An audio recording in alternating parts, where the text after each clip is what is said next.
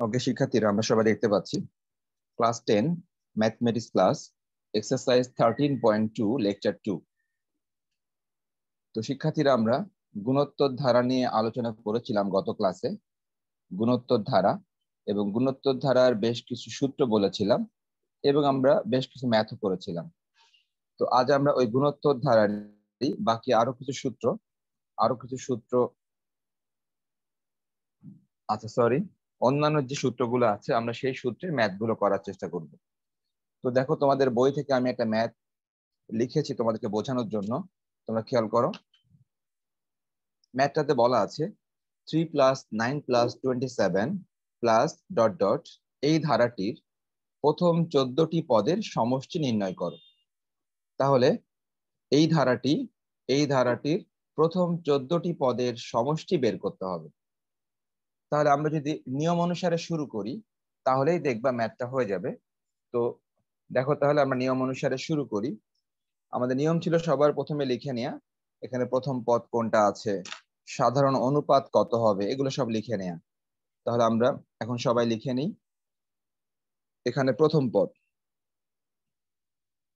আমরা সবাই দেখতে পাচ্ছি, এখানে প্রথম পদ ধারাটির প্রথম পদ। আমরা জানি প্রথম পদকে এ দিয়ে প্রকাশ করা হয়। তো আমরা সবাই দেখতে পাচ্ছি এই ধারাটির প্রথম পদ a = 3। ওকে, নেক্সট হচ্ছে যে সাধারণ অনুপাত। তো আমরা জানি যে সাধারণ অনুপাত এটা বের করার জন্য আমাদের যে কাজটা করতে হয় সেটা হচ্ছে যে সাধারণ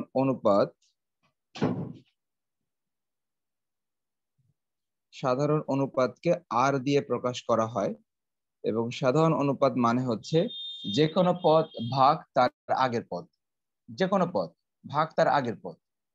তাহলে যদি আমরা দ্বিতীয় পদটা নেই, দ্বিতীয় পদ হচ্ছে 9, তাকে ভাগ দিলাম ঠিক তার আগের পদ দিয়ে, আগের পদ হচ্ছে 3, দেখতে পাচ্ছি ভাগফলটা হচ্ছে 3। ঠিক অনুরূপ ভাবে যদি আমরা আরেকটা নিয়ে টেস্ট করতে চাই যে অথবা তুমি আবারও সেই আর লিখলাম, লিখে এবার তুমি টেস্ট করলে আরেকটা নিয়ে। এবার তুমি ওয়ালাইকুম আসসালাম। ওকে, এবার তুমি তাহলে নিলা এখানে তৃতীয় পদ নিয়ে, নিশ্চয় তৃতীয় পদ নিলে ভাগ করতে হবে ঠিক তার আগের পদ নিশ্চয় 9, তৃতীয় পদ ভাগ তার আগের পদ। ওকে, আমরা দেখতে পাচ্ছি ভাগফল 3 আসে। সুতরাং সাধারণ অনুপাত কিন্তু একই আসলো, অতএব বলাই যায় এটি একটি গুণোত্তর ধারা। ওকে, তাহলে এটি যদি গুণোত্তর ধারা হয়, এটি একটি গুণোত্তর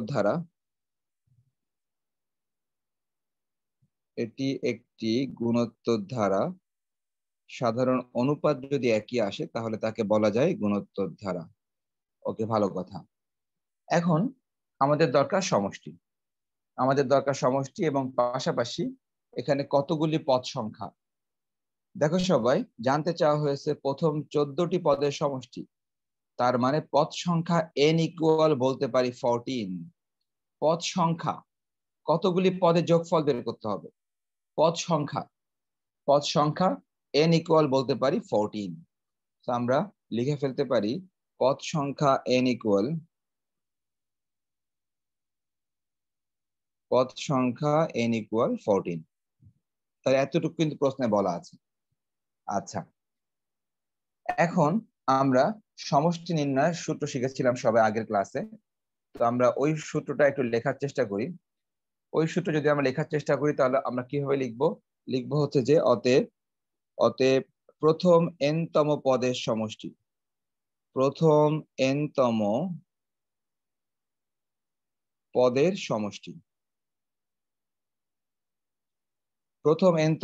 সমষ্টি, যাকে প্রকাশ করা হয় Sn দিয়ে। সমষ্টির সূত্র তোমাদেরকে আমি আগের দিন শিখিয়েছিলাম। তো তার আগে বলে আসি, সমষ্টির সূত্র কিন্তু দুই রকম ছিল। সেটা হচ্ছে, মনে করে দেখো সবাই, যদি আর এর মান 1-এর চেয়ে বড় হয় তাহলে একরকম সূত্র, যদি আর এর মান 1-এর চেয়ে ছোট হয় তাহলে আবার আর এক রকম সূত্র। তো আমরা একটু দেখে আসি, আমাদের এই অঙ্কে আর এর মান 1-এর চেয়ে বড় নাকি আর এর মান 1-এর চেয়ে ছোট? শিক্ষার্থীরা খেয়াল করো, দেখতে পাচ্ছি আর এর মান 3, দেখতে পাচ্ছি আর এর মান 3। অতএব তোমরা একটু লিখে রাখতে পারো, এখানে লিখে রাখতে পারো যে অতএব আর গ্রেটার দেন 1। তার কারণ তোমরা দেখতেই পাচ্ছ আর এর যে মানটা, আর এর মান 3 নিশ্চয়ই 1-এর চেয়ে বড়, সুতরাং আর গ্রেটার দেন 1। তাহলে আমরা জানি সমষ্টি নির্ণয়ের সূত্র আছে দুইটা, সেই দুইটার মধ্যে একটা সূত্র আর গ্রেটার দেন 1 এর জন্য, আর আরেকটা সূত্র আছে আর লেস দেন 1 এর জন্য। যেহেতু এখানে আর গ্রেটার দেন 1, তোমাদের মধ্যে একজন বলার চেষ্টা করো এই মুহূর্তে সমষ্টির সূত্রটা কি হবে। একজন বলার চেষ্টা করো এই মুহূর্তে সমষ্টির সূত্রটা কি হবে। হ্যাঁ বলো, নূরজাহান বলো। Sir, a into r 10 to the power n minus 1 divided by r minus 1. Thank you very much, খুবই ভালো। দেখো ও যেটা বললো, সমষ্টির সূত্র তোমাদেরকে শিখিয়েছিলাম, সেটা হচ্ছে a into r to the power n minus 1 divide r minus 1 divide r minus 1। এই সূত্র তখন তখন প্রযোজ্য যখন r এর মান গ্রেটার দেন 1। ঠিক একইভাবে যদি r এর মান গ্রেটার দেন 1 না হয়ে উল্টা হয়, তখন এই সূত্রে তেমন কিছু চেঞ্জ নাই, শুধুমাত্র এই 1টা আগে চলে আসবে, আর কোনো পার্থক্য নাই, সূত্র একই হবে। যদি r এর মান 1-এর চেয়ে ছোট হতো, তখন এই একই সূত্র, শুধু 1টা আগে চলে আসতো। ওকে, তোমরা যারা ভুলে গেছো, আমরা কিন্তু এটা গত লেকচারেই বলেছি, জাস্ট তোমাদেরকে দেখানোর জন্য। সবাই খেয়াল করো, এই যে লেকচার 1 সবাই নিশ্চয় দেখতে পাচ্ছ, এটা হচ্ছে আমাদের গত ক্লাস লেকচার 1। তো দেখো লেকচার 1-এ আমি তোমাদেরকে দেখিয়েছিলাম এই যে গুণোত্তর ধারার প্রথম n সংখ্যক পদের সমষ্টি নির্ণয়ের সূত্র। এই যে এটা একটা সূত্র, নিচেরটা আরেকটা সূত্র। যেখানে উপরের সূত্র তখন হবে যখন r এর মান 1-এর চেয়ে ছোট, নিচের সূত্র তখন হবে যখন r এর মান 1-এর চেয়ে বড়। সো এই দুই সূত্রের মাধ্যমে আমরা ম্যাথটা করতেছি। আপাতত আমাদের কাজে লাগতেছে নিচের এই সূত্রটা। ওকে, তাহলে আমরা এখন সবাই মান বসিয়ে দিই। সবাই এখন মানটা বসিয়ে দিলে অঙ্কটা হয়ে যাবে। তাহলে আমরা সবাই দেখি যে কার মান কত। তার আগে আমরা লেখার চেষ্টা করব যে অতএব প্রথম 14টি পদের সমষ্টি।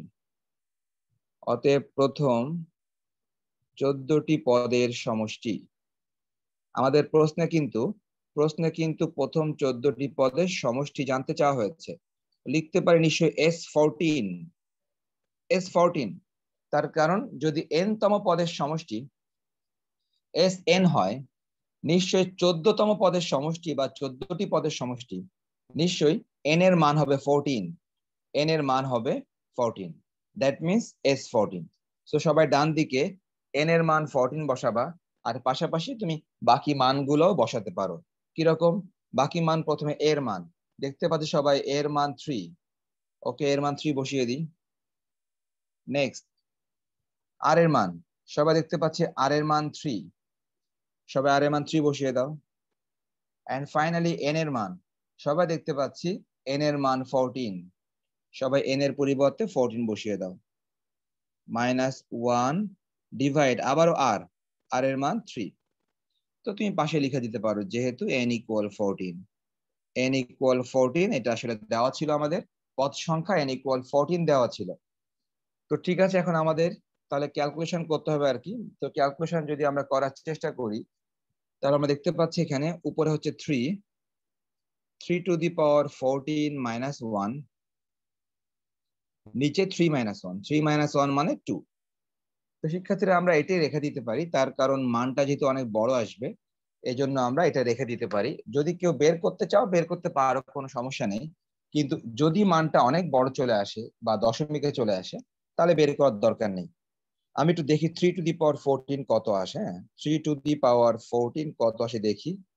আচ্ছা, খুব একটা বেশি আসে না, চলে। মানে যদি কেউ চাও করে ফেলতে পারো, কোনো সমস্যা নেই। 3/2 3 টু দি পাওয়ার 14 মাইনাস 1। তো কেউ এখানে আনসার রাখলে রাখতে পারো। আর দেখো আমি তোমার দেখাই 3 টু দি পাওয়ার 14 খুব একটা বেশি আসে না। এই দেখো সবাই 3 টু দি পাওয়ার 14 সবাই দেখতে পাচ্ছ, এই যে এটা। সো তোমরা যদি চাও এই মানটা বসিয়ে যোগ বিয়োগ করবা, সেটাও করতে পারো, কোনো সমস্যা নেই। কিন্তু যদি মানটা দশমিকে চলে আসতো তাহলে না করাটা বেটার। ওকে, তাহলে আমরা সবাই বুঝতে পারলাম এটাই হচ্ছে আমাদের নির্ণেয় সমষ্টি, এটাই হচ্ছে আমাদের আনসার। তাহলে শিক্ষার্থীরা, গত ক্লাসে আমরা n তম পদ এর সূত্র দিয়ে ম্যাথ করেছিলাম, n তম পদের সূত্র দিয়ে ম্যাথ করেছিলাম, আর আজকে আমরা সমষ্টির সূত্র দিয়ে ম্যাথ করলাম।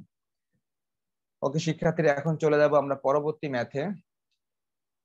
আচ্ছা, পরবর্তী ম্যাথ, এটা তোমাদের বই থেকে একটা ম্যাথ। আচ্ছা, পরবর্তী ম্যাথ তোমাদেরকে বোঝানোর জন্য আমি কোশ্চেনটা লিখেছি, সবাই খেয়াল করো। এটা হচ্ছে আমাদের পরবর্তী ম্যাথ, 8 নাম্বার। ওকে, দেখতে পাচ্ছ 8 নাম্বার ম্যাথ আমাদের পরবর্তী ম্যাথ। তো আমরা এখন এই ম্যাথটা এখন করার চেষ্টা করি সবাই। ওকে, সবাই খেয়াল করো। প্রশ্নের মধ্যে বলা আছে একটি গুণোত্তর ধারার পঞ্চম পদ 2√3/9 এবং দশম পদ 8√2/81 যদি হয়, তাহলে ওই ধারাটির তৃতীয় পদ কত? ওই ধারাটির তৃতীয় পদ কত? ওকে, তাহলে এখন আমাদের কাজ হবে ওই ধারাটির তৃতীয় পদটা বের করা। ওকে, আর ধারাটির কি দেওয়া আছে? ধারাটির পঞ্চম পদ দেওয়া আছে এবং ধারাটির দশম পদ দেওয়া আছে। তো শিক্ষার্থীরা, সময়ের সংক্ষিপ্ততার কারণে আমি কিছুটা অংশ সরাসরি লিখে রেখেছি। তোমরা যদি এখন না লিখতে পারো তাহলে পরে স্ক্রিনশট নিয়ে পরে লিখে ফেলো। তো দেখো, আমি বেশ কিছু জিনিস লিখে ফেলেছি, এগুলো আমি সরাসরি বুঝিয়ে দিই তোমাদেরকে। আচ্ছা, কেউ লিখতে না পারলে জায়গা খালি রেখো, পরে স্ক্রিনশট নিয়ে লিখে ফেলো। ওকে সবাই দেখো, তাহলে প্রথমে যা যা দেওয়া আছে লিখে ফেলা যাক। আমরা দেখতে পাচ্ছি দেওয়া আছে গুণোত্তর ধারাটির পঞ্চম পদ দেওয়া আছে এত এবং দশম পদ দেওয়া আছে এত, এই দুইটা মান দেওয়া আছে। ওকে, তো আমরা সবাই জানি যে গুণোত্তর ধারার তৃতীয় পদ বের করতে বলা হয়েছে। যে পদই বের করতে বলা হোক না কেন, আমাদের কিন্তু ধারাটির প্রথম পদ দরকার।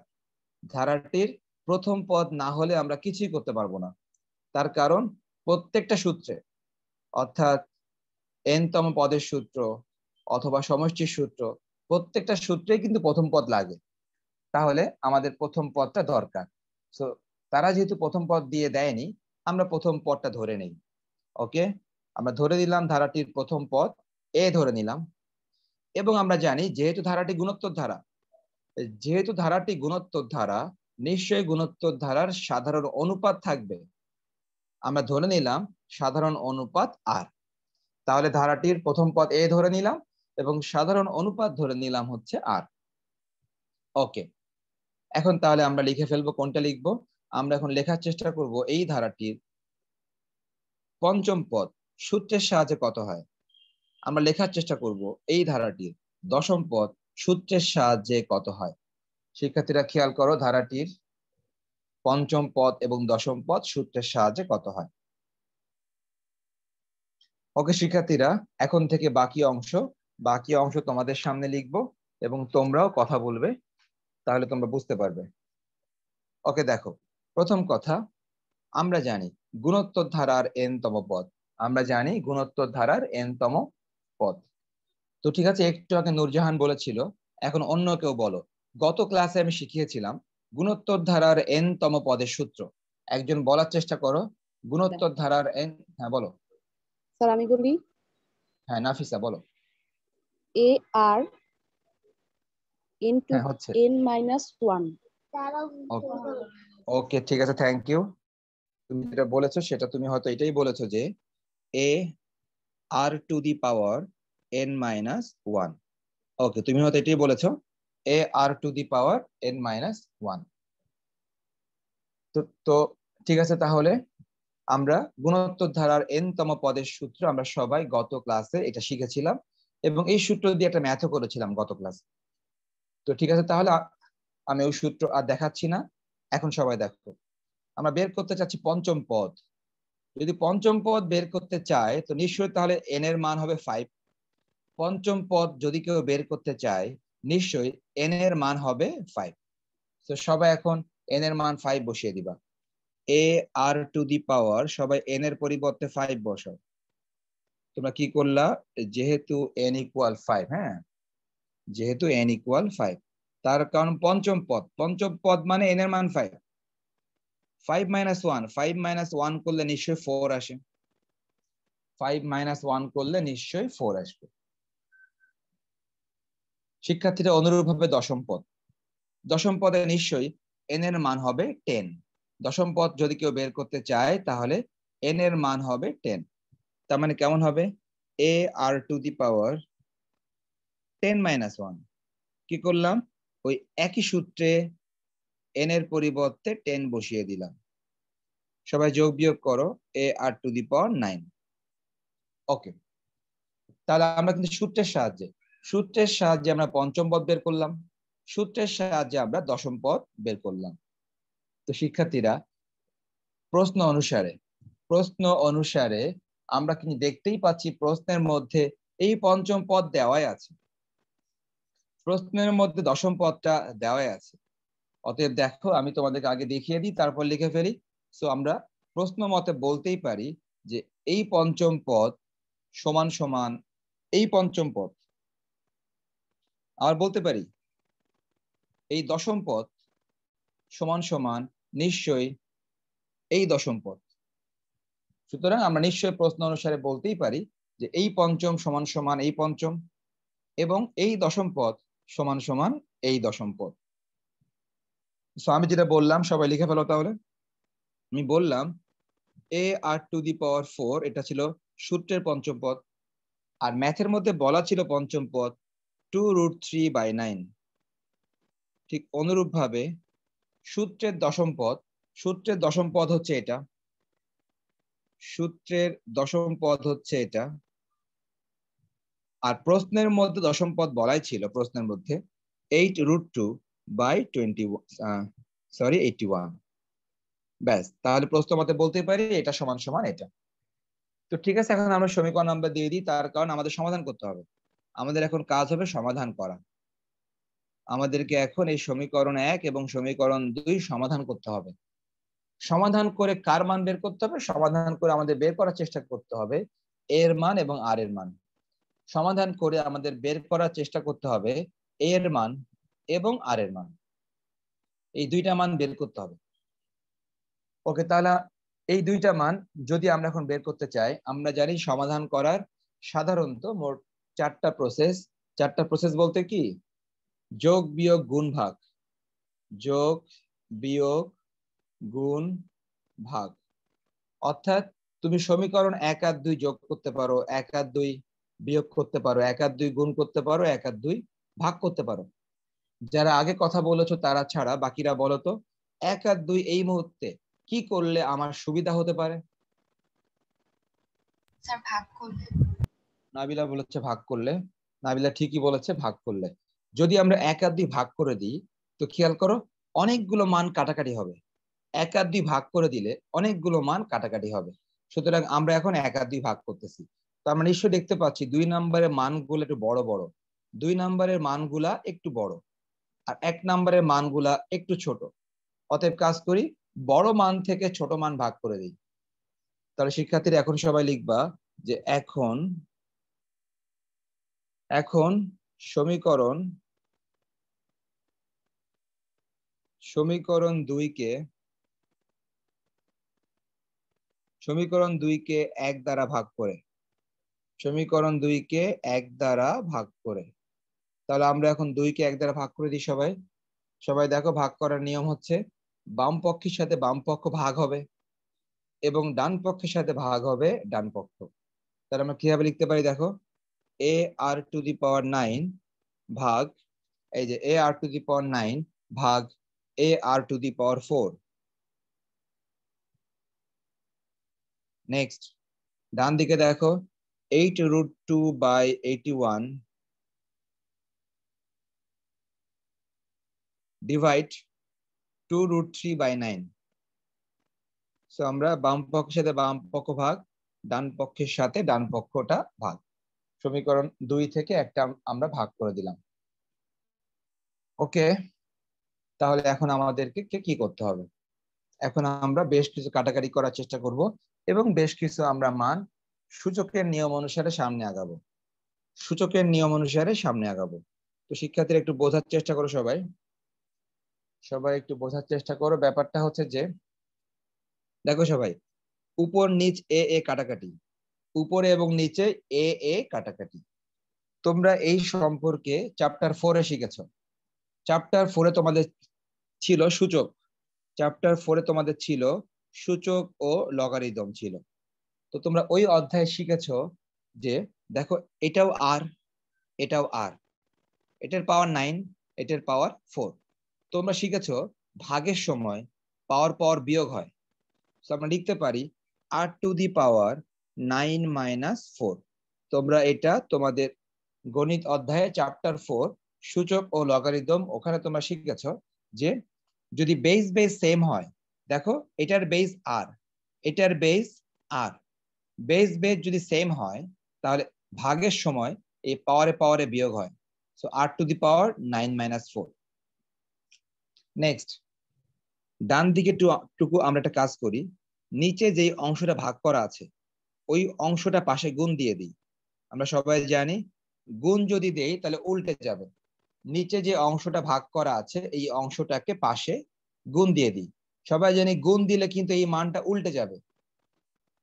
যদি এই মানটা উল্টে যায় তাহলে 2√3/9, এটা উল্টে গেলে হবে 9/2√3। মানটা উল্টে গেল, ভাগ ছিল গুণ দিয়ে দিলাম। r to the power 9 minus 4, 9 minus 4 কত? নিশ্চয় 5 আসে। এখন ডান দিকে দেখা যাক কতটুকু কাটাকাটি করা সম্ভব। তাহলে সবাই খেয়াল করো, কাটাকাটি যদি আমরা করতে চাই তাহলে আমরা করতে পারি এরকম, 9 দিয়ে 81 কাটতে পারি, 9 দিয়ে 81 কাটতে পারি। যদি কাটি তাহলে 9 নং 81, নিচে আসে 9। হ্যাঁ, নিচে আসে 9। ওকে, নেক্সট তাহলে আমাদের এখানে কাটাকাটি, আচ্ছা 9√3 2, আচ্ছা √2। ঠিক আছে, তাহলে আমরা এখন কাটাকাটি যদি এতটুকু করে ফেলি তাহলে কি থাকে? 8√2 থাকে, 8√2 থাকে। ওকে, 8√2 থাকে উপরে, নিচে থাকে 9, 9 ইন্টু 2√3, 9 ইন্টু 2√3। দেখো মোটামুটি আমরা একটা অবস্থায় চলে আসলাম। ওকে, এখন বিষয়টা হচ্ছে যে এখানে কাটাকাটি করলে উপরে একটা রুট তো থাকে না, এখানে উপরে √2, নিচে হচ্ছে 9√3। এ দেখো তো কোথাও কি ক্যালকুলেশনে ভুল হলো? তোমরা একটু খেয়াল করো তো ক্যালকুলেশন কি ভুল হচ্ছে কিনা, নাকি সব ঠিক আছে? 4√2। ওকে, ঠিক আছে। সবাই দেখো তাহলে আমি এখন ক্যালকুলেশনে বাকি অংশটা সম্পূর্ণ করি। সবাই খেয়াল করো, এই পেজটা যেহেতু শেষ, অন্য পেজে যেতে হবে। ওকে, সবাই দেখো। এখন তাহলে আমাদের কাজ হবে একটা বিশেষ কিছু টেকনিক অ্যাপ্লাই করতে হবে। ও সরি, আমি তো খেয়ালই করিনি 2 দিয়ে যে 8কে কাটে, এটাই খেয়াল করিনি।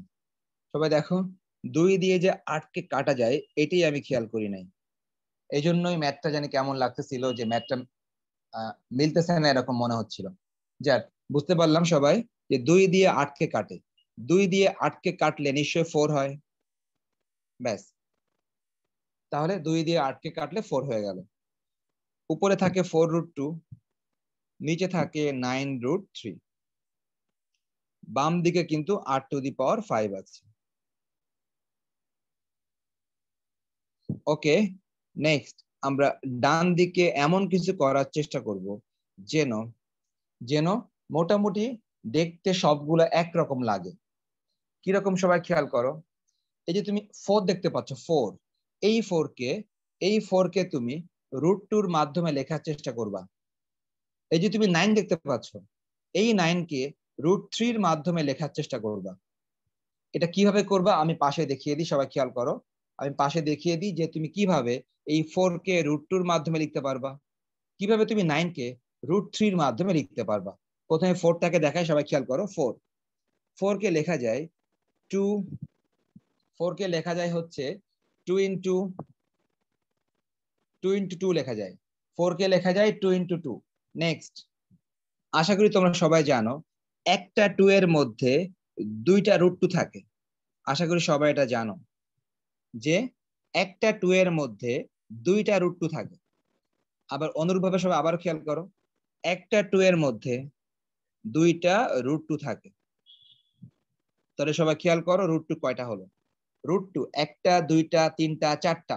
সো এটাকে কি লেখা যায় √2 এর পাওয়ার 4।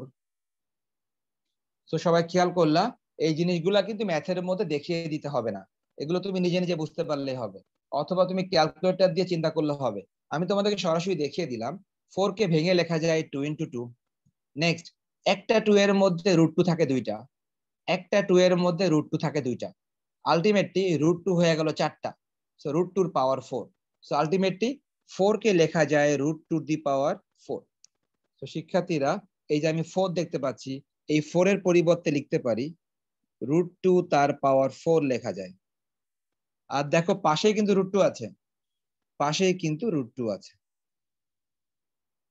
ওকে, এবার দেখো নিচে, নিচে আমরা 9 দেখতে পাচ্ছি। 9 কেও আমরা একই ভাবে চিন্তা করতে পারি। 9 সমান সমান 3 তিরিকে 9, 3 তিরিকে 9, সে একই কথা। আবার একটা 3 এর মধ্যে দুইটা √3 থাকে, আবারও একটা 3 এর মধ্যে √3 থাকে দুইটা, আলটিমেটলি √3 হয়ে গেল চারটা, √3 এর পাওয়ার 4। সবাই দেখতে পাচ্ছি 9 কে লেখা যায় √3 এর পাওয়ার 4। তাহলে শিক্ষার্থীরা আমরা সবাই লিখতেই পারি, এই যে 9 দেখতে পাচ্ছি, 9 কে লিখতে পারি √3 তার পাওয়ার 4 লিখতে পারি। ওকে, আর পাশেই লেখা আছে √3। ঠিক আছে, তাহলে আমরা মোটামুটি ক্যালকুলেশনের একটা পর্যায়ে চলে এসেছি। এখন r⁵ থাকলো। ডান দিকে আমরা যদি একটু গুছিয়ে লিখি, সবাই দেখো, এখানে √2 আছে চারটা, এখানে √2 আছে চারটা, এখানে √2 আছে একটা, সব মিলে উপরে √2 হয় 5টা, √2 এর পাওয়ার 5। আশা করি সবাই এটা বুঝো।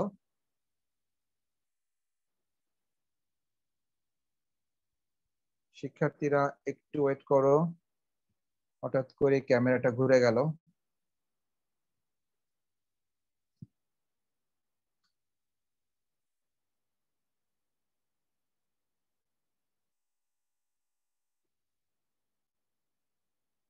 শিক্ষার্থীরা আশা করি এখন ঠিক হয়েছে। ওকে, তাহলে আমরা যেটা বলতেছিলাম আর কি, নেক্সট আমরা যদি নিচেরটা বুঝাই, সবাই খেয়াল করো, নিচে √3 আছে চারটা, আবার √3 আছে একটা, চারটা √3, একটা √3, সব মিলে হয় 5টা √3, √3 এর পাওয়ার হবে 5।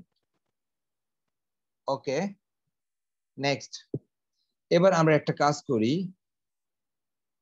ডান দিকে আমরা উপর নিচ একসাথে পাওয়ার 5 করে দিই। ডান দিকে আমরা উপর নিচ একসঙ্গে পাওয়ারটা 5 করে দিই। কিরকম ব্যাপারটা? ব্যাপারটা হচ্ছে এরকম যে √2/√3 একবারে পাওয়ার 5, এই যে একবার হোল পাওয়ার 5 এরকম লেখা যায়।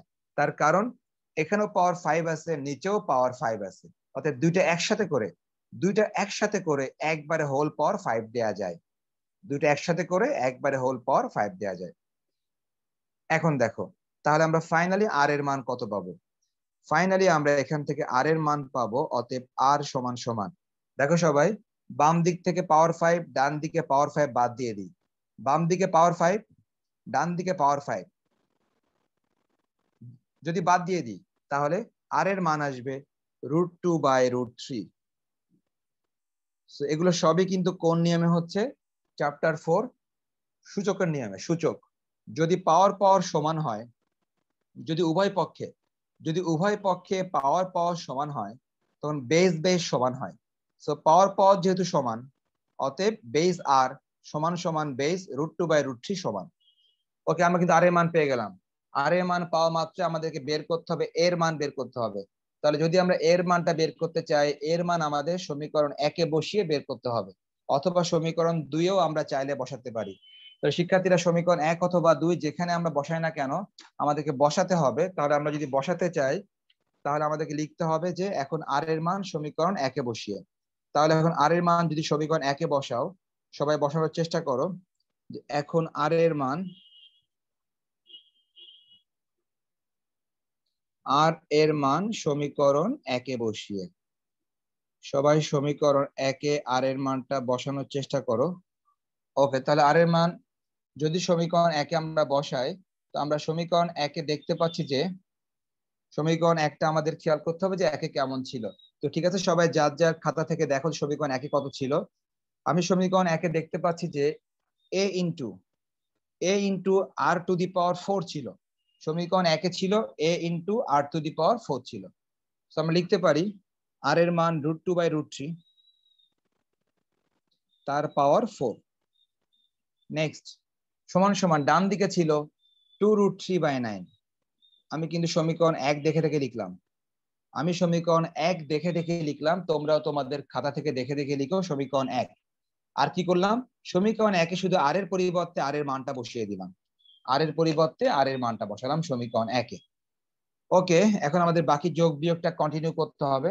তো এই যোগ বিয়োগটা যদি আমরা করার চেষ্টা করি, আমরা কিন্তু কিছুক্ষণ আগে সবাই দেখেছিলাম যে √2 পাওয়ার যদি 4 হয় তাহলে কেমন আসে। সবাই দেখো ওকে ঠিক আছে, আমি একটু ভেঙে লিখি। √2 পাওয়ার 4 হবে, নিচে হবে √3 পাওয়ার 4, নিচে হবে √3 পাওয়ার 4। ডান দিকে যেটা ছিল এটাই থাকবে।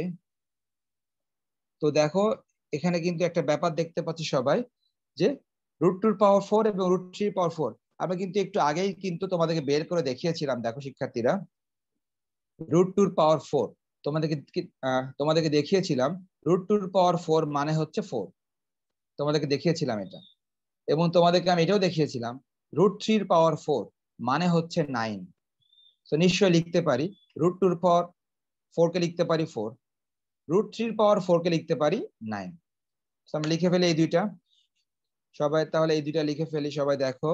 বা a ইন্টু, সবাই দেখতে পাচ্ছি √2 পাওয়ার 4, √2 পাওয়ার 4 কে লেখা যায় শুধু 4। নিচে √3 পাওয়ার 4 এটাকে লেখা যায় শুধু 9, এটা আমরা একটু আগে করেছিলাম। ডান দিকে 2√3/9। ওকে, আমরা এখন এটাকে ক্রস করে দিই। এটাকে যদি আমরা ক্রস করে দিই, a সমান সমান 2√3/9 ইন্টু, সবাই খেয়াল করো বাম দিকে যে দেখতে পাচ্ছি 4/9, বাম দিকের 4/9 যদি ডান দিকে চলে যায় নিশ্চয় উল্টে যাবে। বাম দিকের 4/9 ডান দিকে চলে গেলে উল্টে যাবে, উল্টে গেলে এই 4/9 ডান দিকে গেলে হবে 9/4। সো বাম দিকের 4/9 ডানে যে উল্টে গেল 9/4। এখন তুমি কাটাকাটি করার চেষ্টা করো একটু। আমি দেখতে পাচ্ছি 9 9 কাটে, এবং আমি দেখতে পাচ্ছি 2 এবং 4 কাটলে 2 হয়। সো কাটাকাটির পর আমি দেখতে পাচ্ছি ফাইনালি এর মানটা পাওয়া যাচ্ছে √3/2 পাওয়া যাচ্ছে। ফাইনালি এর মানটা পাওয়া যাচ্ছে √3/2। তো শিক্ষার্থীরা আমরা তো এর মানটাও বের করতে পারলাম আর এর মানটাও বের করতে পারলাম। এখন আমাদের কাজ হবে ধারাটির তৃতীয় পদ বের করা। তো ধারাটির তৃতীয় পদ আমরা নিশ্চয়ই সেই সূত্রের সাহায্যে বের করে ফেলবো। তাহলে আমরা তৃতীয় পদ বের করার জন্য সূত্রের সাহায্যে সরাসরি বের করে ফেলবো তৃতীয় পদ। ওকে ঠিক আছে, তাহলে আমরা লেখার চেষ্টা করি সবাই। অতএব ধারাটির তৃতীয় পদ, কেননা প্রশ্নের মধ্যে কিন্তু ধারাটির তৃতীয় পদ চাওয়া হয়েছিল। আশা করি সবারই মনে আছে প্রশ্নের মধ্যে ধারাটির তৃতীয় পদ চাওয়া হয়েছিল। অতএব ধারাটির তৃতীয় পদ, ধারাটির তৃতীয় পদ। একজন বলো তো তৃতীয় পদের সূত্র আমি কি লিখবো? ধারাটির তৃতীয় পদের সূত্র আমি কি লিখবো, একজন বলো। Sir a into r3 minus 1। ওকে, নাবিলা বলেছে a r to the power 3 minus 1।